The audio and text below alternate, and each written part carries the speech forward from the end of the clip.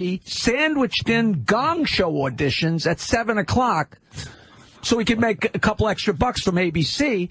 And before our show, I'm watching, and I see Richie Minervini and Jim Myers auditioning for the Gong Show.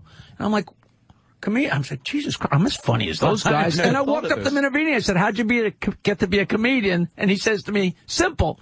I had cards printed up. And I still have the... swear to you, I got it on my website. He hands me the card, there's a little picture of Betty Boop, and it was Patti Smith's mother was a booker, and he said, you should come over to Dixon's White House Inn. They stayed and watched my band. They loved me, and I went to Dixon's and met Bob Nelson and Eddie Murphy and Minervini, and I became a comedian because of stupid Epi. Wow. You know, and my father's place, yeah. And so Morel's is an outshoot of my father's place. It's called Songs from the Hive, and I'm playing some songs, and that's very exciting for me to get to revisit it's like revisiting an old girlfriend that slammed the door in my face, you know. I was actually booked in East Side the week it closed. I went there, and now they didn't tell me it was closed. I actually got there, and there was literally a padlock on the door. Wow. Well, you know, they literally came in and took the cash register and the tables and the chairs, the whole thing, you know. A little weird. Yeah, there were some issues there. I think somebody had to check into something. You know, he used to wash dish. That was the new East Side in Farmingdale. The East Side in Huntington. You know who the dishwasher was?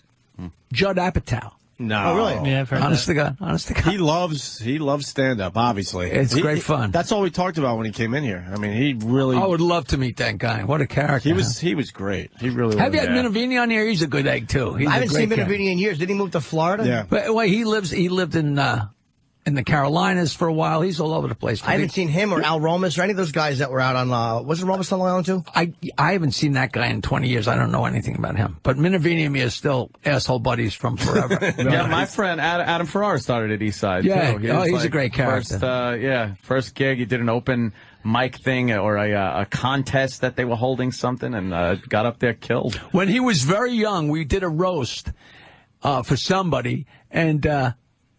I had just met him, and I really liked him. You know, the kind of guy. I liked him right away. And I went up and said, you know, they say you are what you eat. You are what you eat. So I guess Adam Ferrara is a cunt. And he went around for a year going, Marlon called me a cunt. That's great. Marlon called me a cunt. You know. I could see him enjoying that. We're going to have to remind Adam of that when we see him. Exactly. And now you came up with Eddie Murphy, right?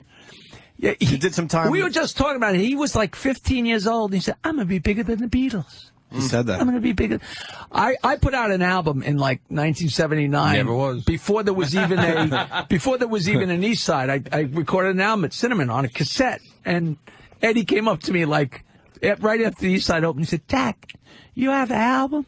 I want to have an album. And I said, I'd love to help you, Eddie, but I'm too busy. I got a list of shit like that.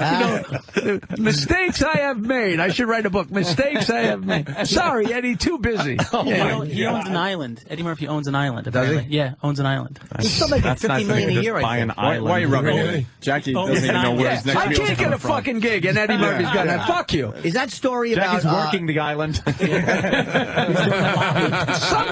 when I can get the gig. Sometimes. Is that story about Bob Nelson true? Because Bob, I don't know either. I think I met him once. He's a great guy. It really affected him when Eddie went through the roof. Did it affect him badly? You know, but that's like people saying, "Oh, Jackie wrecked his life when he left the Stern Show." It's the easiest place for people to go.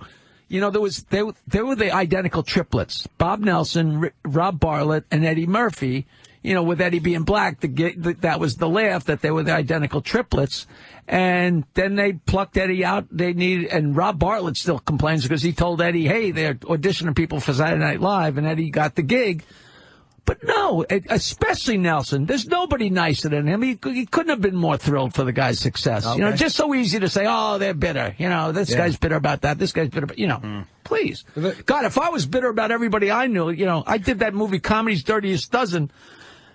A dozen comedians, and 11 of them got sitcoms. And I'm sitting here talking to fucking Opie and Anthony. You know. Well, 10 of them. Otto was on that. He didn't get it. Oh, yeah, I forgot Otto. Yeah. George got one, though. How is Otto doing? He was here the other day. He was great. Is he good? Is he healthy? Taking care of himself? Yeah, he looks way better. Yeah, he looks way really better. good. Looks like he might have figured some things out, if you know what I mean.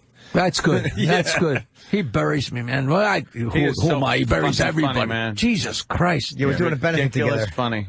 in Jersey. He's still fucking hilarious. He's still everything is the same except he's healthier and he's doing that's good. Great.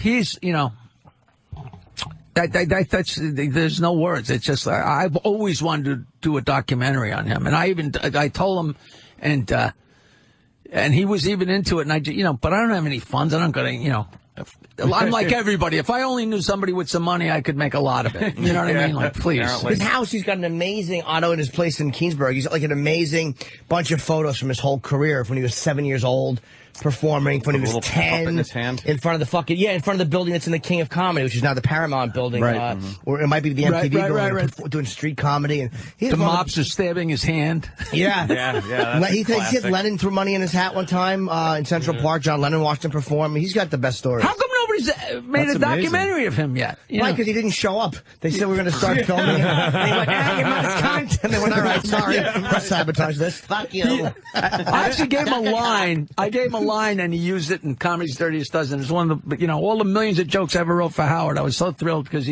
Eddie.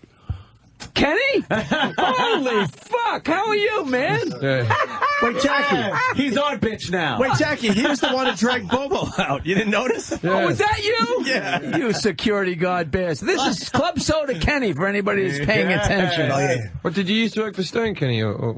Dice. Oh, right. A little Dice action. Yeah. Who's coming back next week? I didn't mean to interrupt your story. Oh, Kenny, why don't you? What? You Why don't you probably sit down, bailed me out of Kenny? a bad story. Sit down with Yeah, in the why don't you sit retard down, chair, Kenny? Kenny. That's appropriate In the retard chair. That is appropriate for Kenny. Kenny, got any good Jackie stories? I love Jack. Hold on, I got to get another mic. Why would the mic Yeah, work? why is the mic off when somebody says they love me, Opie? I don't know. That was pretty convenient, wasn't it? It's Kenny. He'll say it Me again. and Jack used to spend a lot of time together at Rascals in West Orange. Oh, okay. Yeah. Yeah. No, that was Belly up to that the was bar maybe like the two best men. club. Like two men. Like Yeah. men, Two men, a doing couple it. of men. Jackie, he'd be down there. He'd Chasing fill the hooies. room and give away his T-shirts to, but nobody could stump him. But he'd give away the T-shirts Anyway, he was nice about Yeah, it. yeah. You know who did the best job of breaking my butt? In 1979, I made an album. So I had albums. Nobody had, in those days, nobody had them. And I'm down in Fort Lauderdale. And I used to, at the end of the show, I used to stand there in the bar, and people would buy my albums for $5 a piece, but nobody else sold anything. It was unheard of. And the comedians would break my balls. And then at the end of the night, they'd say, wait a minute. He's got an extra $50 to go out, and all of a sudden it's like, wait, that's not so funny, It's great fun to have the stuff to sell. And I completely forgot. I'm old now, and I completely forgot the point. So Sinbad. I used to be on the road with Sinbad, and Sinbad called the Stern Show years later, and he goes, "Yeah, I remember working with Jackie. He was always by the door selling his knickknacks." And I thought it was the greatest name for CDs and shit. Knickknacks. It was great to have extra cash, though, right? At the end of the Jesus fucking week. Christ. The first time I worked at Pips, my album had just come out, and I worked at Pips. And the first show, I sold 15 albums. So I had $75, and I probably got $40 for the gig. And I was like, this is the smartest thing I ever did. This is great. I never sold that many albums again, ever. I must have had such verve because it was brand new. I must have done such a sales pitch because I sold 2 or 1. And that first night I sold 15. I was like, well, I'm going to be fucking rich. Never happened again. And you can still buy his knickknacks at jokeland.com. Thank you very much for coming in.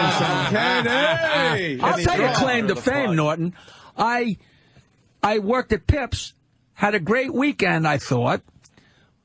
It's Brooklyn, and I'm coming from Oyster Bay, so it was a 6-beer ride.